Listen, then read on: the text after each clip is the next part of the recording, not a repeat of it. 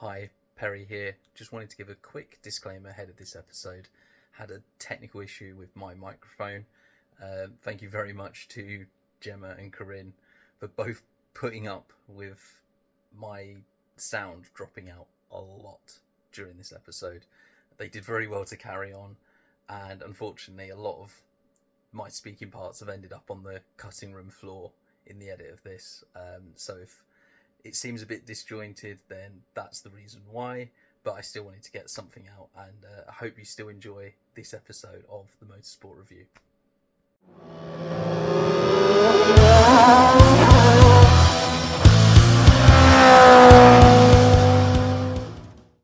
Hello, welcome to the Motorsport Review. I am your host, Perry Brown, and we're here to talk about F1 75. Yes, I know it happened a few days ago. Sorry, we didn't quite catch the hype train, but we're here to review it and talk about what we saw and whether they should be doing it again and whether they'll do it again next year. And joining me tonight, I have two other McLaren fans. Yes, it's a little McLaren heavy.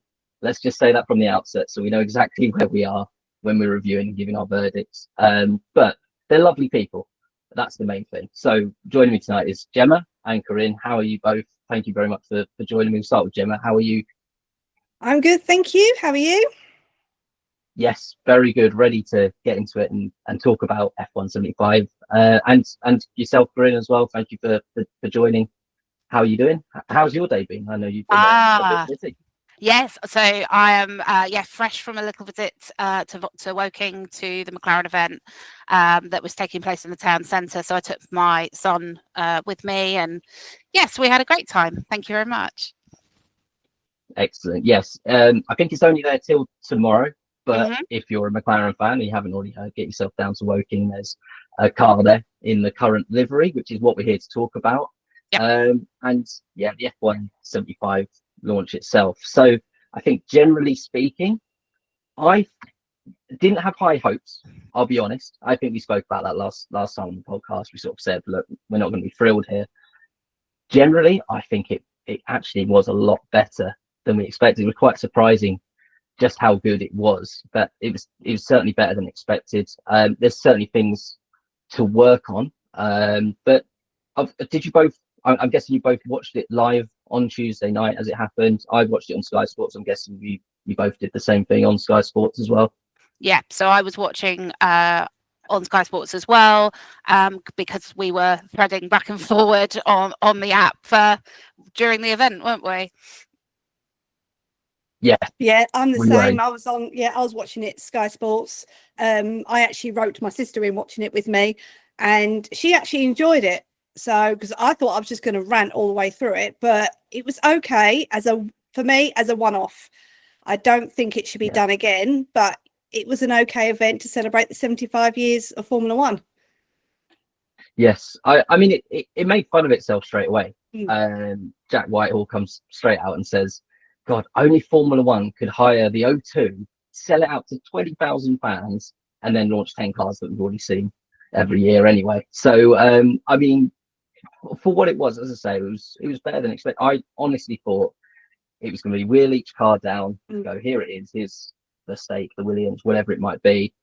Let's talk to Nico Hulkenberg. What's your chances for the season? Oh, yeah, it's really good. And honestly, some of the presentations were a bit like that, but generally speaking, a lot of teams got the assignment and understood what they were doing. It was a good blend of what we had there in person, what was on the stage, and the video clips that were played out on the screens that sort of lowered to cover things as well. I thought they made really good use of the space. So yeah, definitely some presentation better than others. Shall we start with the lowlights of the evening? We'll start with you, Gemma. Which presentation maybe needed the most amount of work? And I think I know the answer to this. Well, for me, the one that I just not enjoyed was the Alpine one, because I just did not get it. Like with the DJ set, that just fell flat for me. And then probably the Aston Martin one, but I didn't know the musical artist who was coming on. So them two were kind of the lowlights for me, those two. Yeah, I mean, I tend to agree. I tend to agree about Alpine. It was kind of like, okay, so where's the car? Where's the car? Is the car coming? It just, it kind of dragged a lot, and it felt really, I don't know. Yeah. And there were quite a lot of funny social media comments, weren't there, about going around about the DJ, and it's like just more time for them not to unveil the car and things like that. So I think that one, I don't know. Yeah, I think the Aston one, I think I was just disappointed that they just didn't come through the roof on ropes, to be honest. It was like, come on, like do the full Bond thing properly. Why not? But no, I was disappointed. So Martin, if you're watching that, we need to know like a behind the scenes shot, behind the scenes like expose on how they did that. That was for me one of the highlights, funny enough. But yeah, the Alpine one, it was like we're watching this DJ and he's going absolutely mad, and the same for me. It's not my cup of tea. And then everyone's going, that's Brian Tyler, and of course he's the guy that created the F1 theme. And when he's announced that he's performing at the O2 as part of the event, this sort of list, surely he's going to do the F1 theme, but they brought him out, did this song, and the best part of it was when they cut to Flavio Briatore, who looked like he was some kind of emergency was going on in his brain. Some kind of like, what am I watching? So I watched it. So I did watch the event with my husband, actually. So he is a fan as well. And he turned to me and he said, "Has Flavio had a stroke?" I was like, no, I don't think so, darling. I think he's just in awe. I'm not sure quite we knew what was going on at that point. No, not at all. And it all distracting technique. Like try not to show the car for as long as possible. We've got 7 minutes to film. We'll put Brian Tyler out there for 6.5, and then for 30 seconds we'll just roll the car out with the use of the space or what to do. Was Red Bull Racing.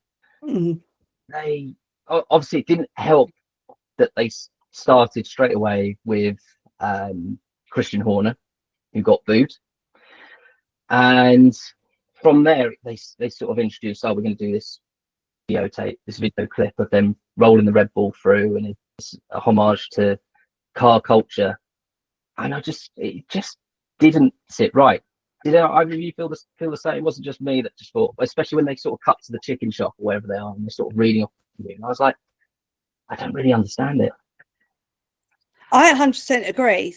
I just didn't get the whole Red Bull unveiling at all. Why put Christian on first? Why didn't he come out with the drivers? And then this whole video montage, which I didn't understand at all. And then you obviously had Liam come out, Max come out, who you could tell did not want to be there. And then they just cut them short. It was just, there's the car. There was no interviews with the drivers. And it just felt really odd. I don't know whether they were meant to have like the interviews, but they stopped it because they didn't want the booing. It felt really odd the way they presented the car. Yeah, it really did. I wondered that as well, because it was the only team that didn't do interviews, I think, from memory. I think for me, I think the thing with the Red Bull thing was I wondered whether I kind of wasn't the target demographic. I as a 42-year-old mother of one, I am probably not Red Bull's demographic. Let's be completely frank, and I am fine with that. That is not a problem. But it just felt a bit like they were trying to be maybe sort of something that they're maybe not. I can't quite put my finger on it, but yes, it felt awkward. I thought the drivers looked awkward, and I think Christian trying to deal with the booing and sort of not address it directly, but sort of try and deal with it. It was like, you probably should have just carried on, rather than actually necessarily sort of address it. If that makes sense. I'm not a fan of booing. I think it's disrespectful. But at the same time, when you invite fans to an event, fans can be a bit tribal and things like that. And it's not like the man hasn't had a bit of controversy. So people are going to have a view, aren't they? Yeah, absolutely. And it's a good point to get to that. In the last hour, the FIA have come out and said, we condemn the booing of Christian Horner and Max Verstappen. Now we're all in a group chat together, all going, did they boo Max Verstappen? I don't remember that. I remember two people or associations, Christian Horner, and when for whatever reason they turn around and go, we've got to thank the FIA, the loudest boo by a long way, and they quickly cut to Pirelli. And again, Laura Winter did really well. She was the one talking at the time. She didn't get flummoxed like Christian Horner did, and she just carried on, said her lines, said like, gave a little bit of a smile, like knowing that the boo was happening, and just played it out brilliantly as a presenter would do. So fair play to her for that. But yeah, the FIA coming out and condemning it is a bit like, well, they haven't condemned everyone joking about swearing all through the evening. They haven't condemned the booing themselves. So it's like, I think they should know where they are, and they'd be better off not addressing it, I think, in this case. But what's your views on it, Gemma? I mean, I just think everything that the FIA are doing at the moment, we are just turning against them more and more. Every time they come up with a statement, we are disagreeing with it. And, you know, being in that event, you know, people are going to start booing them. And with Red Bull, with the booing, yes, I don't really condone it, but I think they are in what people call their like villain era. And every time Christian comes on, you know, he gets booed. Max gets booed because obviously no one's forgiven him for Abu Dhabi 2021 still. And I just think when it comes to Red Bull, they are the villains of the sport. So they will get booed, whether it's in a live event or on the track or on the podium.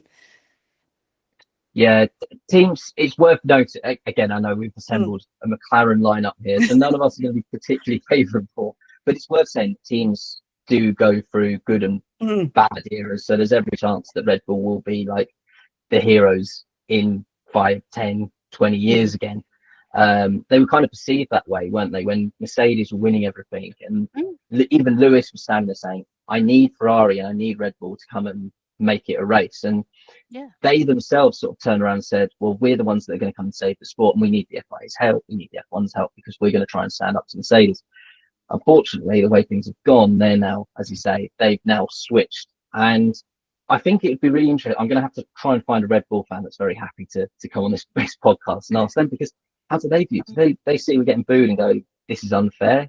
But I don't know. That's for another night. But we're here to talk about F125, so we should probably go back to the goods. So I've asked you both already for like your lowlights, the teams that missed with the presentations. But again, starting with you, Gemma, what was your personal highlight? What was the best presentation that you think was given that night? I mean, I've got two. I won't start with the obvious one, which is McLaren, but I thought Ferrari was a highlight. You know, their visual effects, they had the past cars, even though they didn't have them on stage, they showed them. The reception Lewis got when he came out, that was the highlight. The car looks really good. So I think they had one of the best, you know, entrances on stage. And then, of course, McLaren, I just thought, you know, being the last one on stage, being the constructors, we had all the past cars on the stage as well.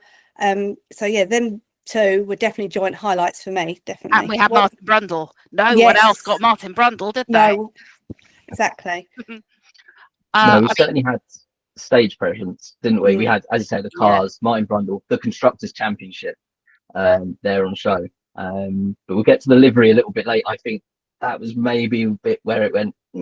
But anyway, the presentation otherwise was good for McLaren. Corrinne, your highlight?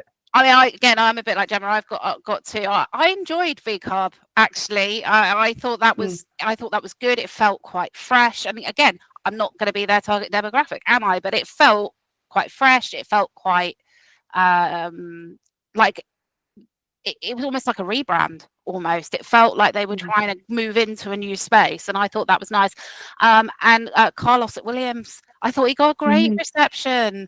Definitely. You know, I do think this is, again, and I mean, sorry, James Vowles' stage presence. Let me have some of that, please. You know, I thought I enjoyed the Williams launch and some of the history and hearing Frank Williams' voice and things like that. It brings back an awful lot of memories.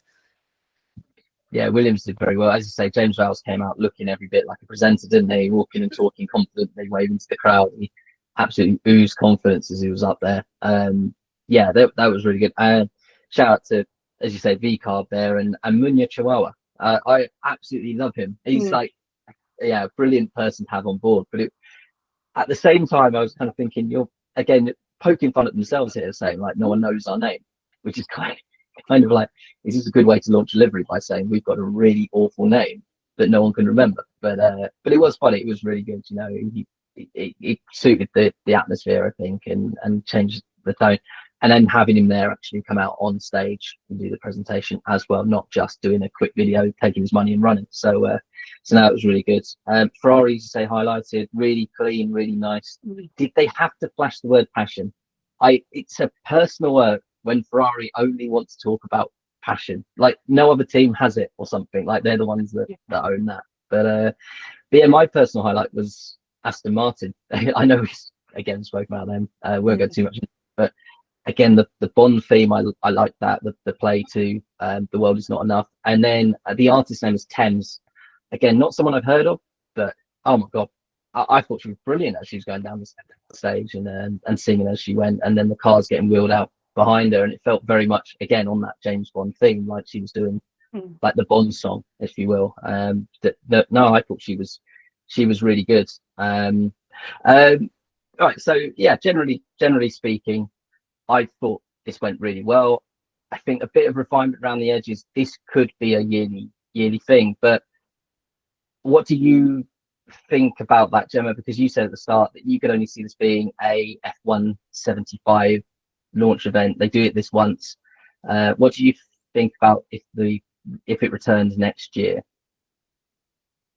Yeah, to me, I just think it should be like a one-off special. I probably will watch it again, but for being 75 years, a big event like this, but I do more enjoy the more individual car launches. But that's just my opinion. I think, yeah, I mean, I tend to agree that actually it as a one-off, I think it's really good because, you know, it is 75th anniversary. There is a specific reason for doing it and things like that. I think they'd struggle to get the drivers on board if they wanted to do it every year. I think some of the drivers were sort of reasonably clear that they weren't massive fans of having to do it. But my wonder is, instead of doing that, could they make more of the end of season gala event that they do when they're presenting all the trophies and stuff? Because that at the moment tends to only be broadcast on YouTube, is my understanding. So would refining that and having it as a sort of more of a proper end of season thing maybe be a better alternative? I don't know. FIA, I'm here. It's a good question. As you say, that's an FIA thing that they do, but it's on YouTube, and it does wrap. It is, because it's an FIA thing. They do wrap it up as Formula One, World Endurance, Formula E. They bring all of that together, so it'd be more difficult, I think, to make it a Formula One thing if they want to carry on doing that. That's like their red ribbon event. But that doesn't stop F1 doing their own thing. You know, the FIA have given the constructors and the drivers' championships out. Then having the teams get together, as you say, and do something, it could be done very easily. You know, again, as you said, you're there in Woking today. McLaren have put something together. So how much more difficult would it be for F1 to put something with all 10 teams? So yeah, I'm of the opinion it could come back. It could work. Talking of the Brit bias, I think it would be good to take this on the road. I know we've currently got 7 teams. We will have 8 when Cadillac join. They're also setting up at Silverstone, and potentially 9, because apparently Audi want to move from Switzerland, where the team is based currently, when they're Sauber. So I know most of the teams are based in the UK, but again, it just feels like something that could be moved around. The ticket prices, now none of us chose to stump up the ticket price and try and get tickets. I think it priced at about £120, which you're talking, that's a proper concert. That's like 4 hours, 5-6 hours of music concert, and a good performer at that level, like a top level performer as well, selling out the O2. I feel that was a bit of a miss, personally. What would your view of that be? If you'd spent £120, would you think you'd got your money's worth? I'll start with you, Corrinne, answering that one. I mean, I think for me, it's that it's not just £120, is it? Because you've got to factor in, you got to get there, you've got to travel, you've got to potentially stay, depending on where you live. So, that it's all those sort of other on costs at the same time. And also, I suppose, I don't know what the arrangements were in terms of where the fans were, because there was a part where Jack Whitehall was talking to fans, and they were stood up, weren't they? Kind of like in a big group, because it felt to me like the seating sort of area was kind of taken up by the teams and F1 and various people like that. So the idea of potentially paying £120 to stand wouldn't personally appeal to me. No.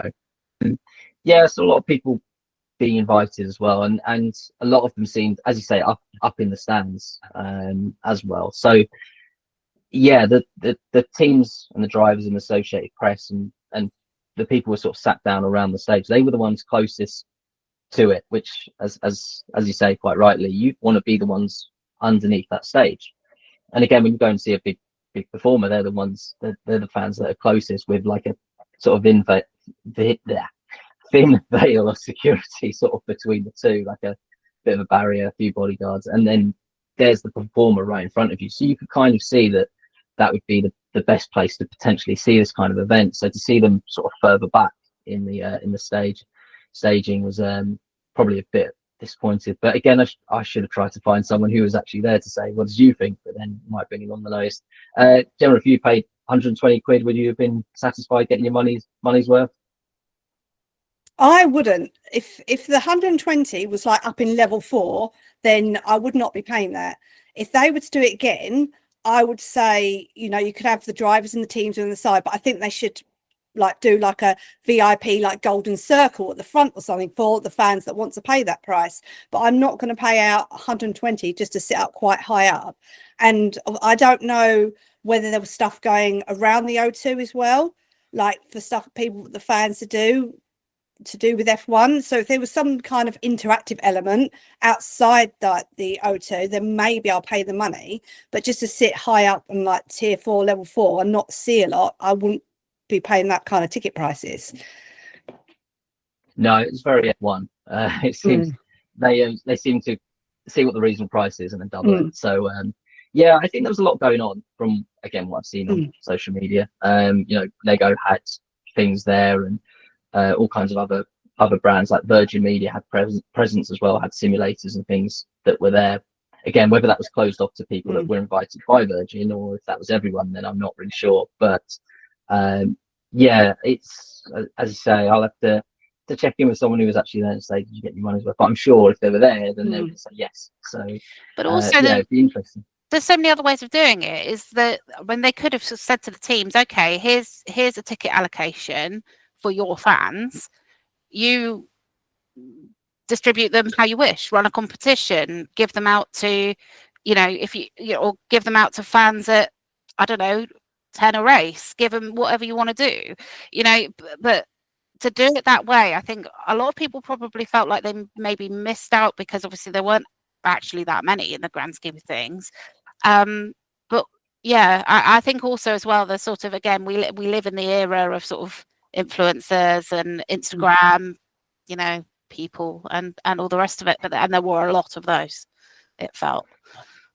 Yeah, I think a lot of people that tried to buy tickets did say, well, they sold out in seconds, and then suddenly every team had 10 up for sale, not up for sale, sorry, like on competitions, and brands you'd never heard of suddenly going like, are you a BT Sport customer? You can win competition, you can win tickets to F175. So it's a bit on the nose, really, that are available. But next year, if they do want to do this and they want to invite me, invite yourselves, then yeah, I'd happily go along. But yeah, it was a bit of a question over whether it's worth it. And the thing that sticks for me, we'll talk about the liveries now, is the fact that all the teams had to go to great lengths to not reveal liveries.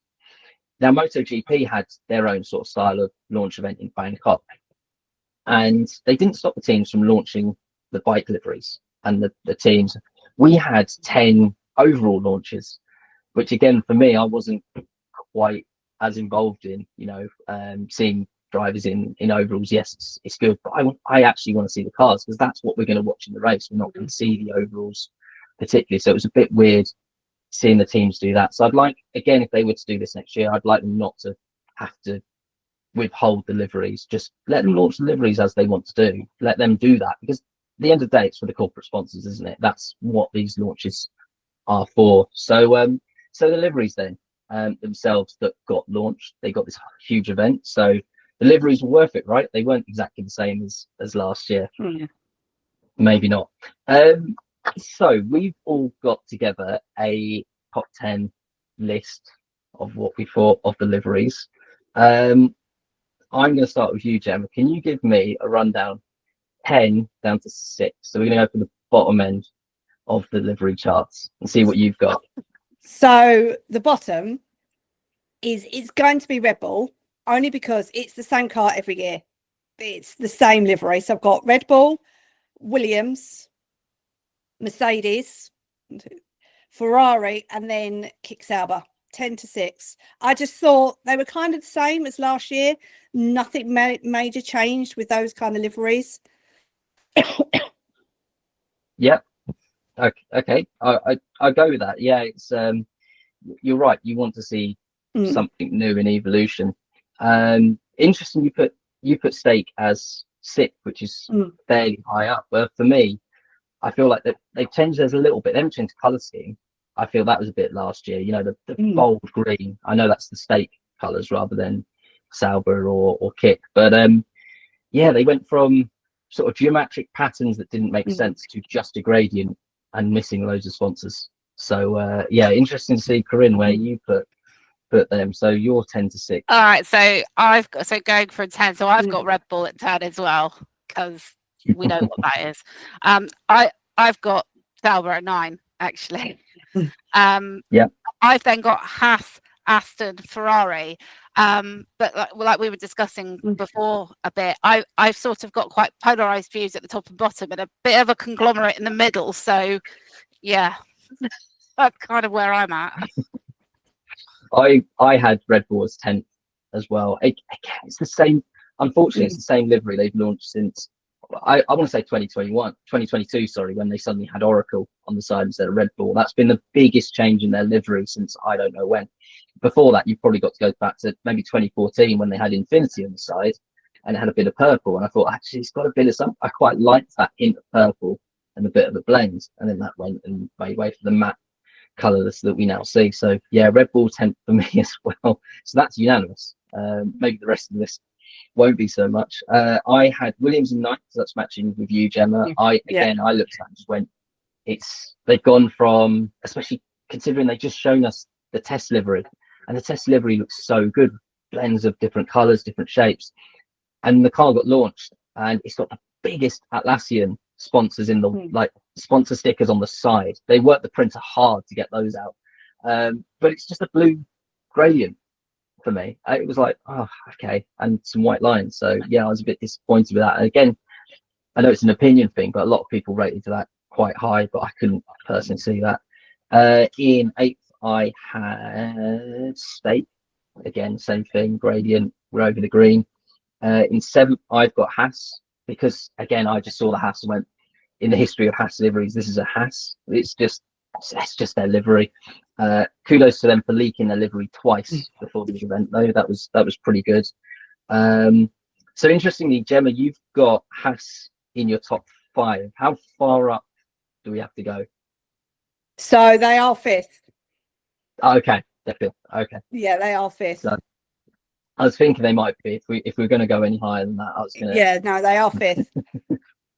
So then so I've just gone 7th, Haas, 6th. I had Ferrari. So I think we've all put Ferrari in the same sort of region. Gemma, you had them 7th, but both myself and Corrinne had them 6th. HP. It's too much white for me. It is. Do you know what? Yeah, I don't like that whole white bit. Yeah. I quite like it. The yellow's gone. I quite like the white. Yeah, obviously it's HP. And do you know what? HP must be absolutely loving the fact that every time they go on their social media, it's just full of people going HP, HP. Because bad press is good press, surely. Like, people are still talking about your name. So they must absolutely love it, and they paid the money. They can have a blue logo if they want, but I think the white on the engine cover, the shape of it is a bit okay, but the blue logo on it does sit a lot better. The same with the engine, the front wing. There's only now blue sort of logos, the HP logo on the driver surround, like the headrest. Now it is what it is, but yeah, in terms of it being a Ferrari livery, they've gone for that nice darker red, but other than that, it's just a Ferrari livery. So fifth, you've already told us, Jem, you've gone with Haas. Corrinne, who's your fifth place? I've got Alpine. Alpine, okay. This divides a lot of people. Alpine. For me, it's the best Alpine livery for a while, and the simple reason is they've taken off the outlined white on the BWT on the side. That's simply it, and I'm like, oh, that works so much better. It's I believe it's a Sean Ball design. Now he's done a lot of concepts, and then suddenly he's obviously now working for teams. And yeah, I quite like it. I've got it fairly high up. I won't say just yet. I've got it quite high up the order, so it's interesting you got them fifth. But I've seen a lot of hate for it online, and I can't get it. I think it looks really good. The only problem it's going to suffer is when they get to the first race and it's overweight, and they strip all the blue off it, and it's last year's car. That'll be the only problem for me. So hopefully that doesn't happen. So top four then, moving to fourth place. Gemma, who have you got in fourth? See, mine, I've got Aston Martin, which I was surprised I put that fourth, but I just love the racing green. So I'm just trying to find, and I put it fourth. It's classic. It's the classic. It's staying the same, but I do like it, the Aston Martin. I've got it fourth as well. Again, not much has changed. I put a bit black on the side, but yeah, it looks all right. It's a nice green. I really like the number changes to the sort of neon yellow. Gone from white. I quite like that change. So yeah, they're my fourth. Corrinne, who's your fourth team? And in disagreement with you two, so I've got Williams there actually because, well, do you know what? The Duracell airbox is still there. We like that. That's a great little gimmick. And yeah, maybe I've just got a bit of a soft spot. I don't know. Also, I think the whole Atlassian thing, well, we'll see, won't we? Yes, they're big stickers, but they pay their money. Exactly that. Yeah, they paid their money. They'll be very happy. At least it's a little higher. It's not just on the side pods. On the side pods, they're doing something a bit different. So into the top three. None of us have listed Mercedes just yet. I'm guessing potentially we might be about to, because Mercedes are my third choice. Gemma, same for you? No, I've got Alpine. Mercedes were quite down low for me. I've got Alpine as third. Oh, you have. Sorry, you put them eighth. Sorry, that's my fault for missing that. That's fine. So I had them third. Corrinne, you have. I haven't written it down, but you haven't mentioned. Yeah, I've got Merc at third as well. I like the back end of it. I think is clever with the logos. They've obviously had it before, but it creating that gradient effect using the Mercedes logo. I do like that. So yeah. Yeah, some interesting sort of silver shapes on it this year as well. A bit more than just a blend through from the front to the back. So yeah, I had them quite high as a result. So second place is where I put Alpine. I really like the pink and blue. There's one other team that's missing, so let's see if they're second for either of you. Gemma, second place. I've got V-Carb. I okay. really like the livery on the V-Carb. I like the pop of white on it. I think it's a complete refresh and a rebrand. So yeah, I really, really like that livery this year. And Corrinne? No, I've got McLaren second in controversially. But yeah, I mean, it's the same livery pretty much. Let's be honest. You know, I don't know whether I did it accidentally, but I didn't reveal who came fifth in my list. Yeah, McLaren were fifth in my list. Yeah, I skipped past that a little bit. I realised I'd done it and sort of chuckling to myself as I realised. It's the same as last year. We were talking earlier about the presentation. So they had the previous season's cars, and all the spotlights are coming on. They've got the Constructors' Championship at the end. Martin Brundle speaks, and then Andrea talks a little bit about the livery, and he says, "Oh, you know, we've heralded the champions of the past, and you see these champions cars up on the stage. You're thinking this is going to be quite special, and then you realise actually what he's hinting at is that they were 2024 champions, and they pull it back, and it's last year's car, but for some all-win, I think it is blue now around the wing mirror areas, and it's like there is, oh and obviously having seen that in person today, I think the blue is maybe. It isn't massive, and it probably is a bit brighter blue than maybe came across sort of on the night. Maybe the papaya is a brighter shade, if that is feasibly possible, but it felt lighter somehow. But yeah, broadly it's kind of the same. But and I was going to say, well, but if it ain't broke, don't fix it. But you could say that about a few other teams as well, couldn't you? Let's be honest.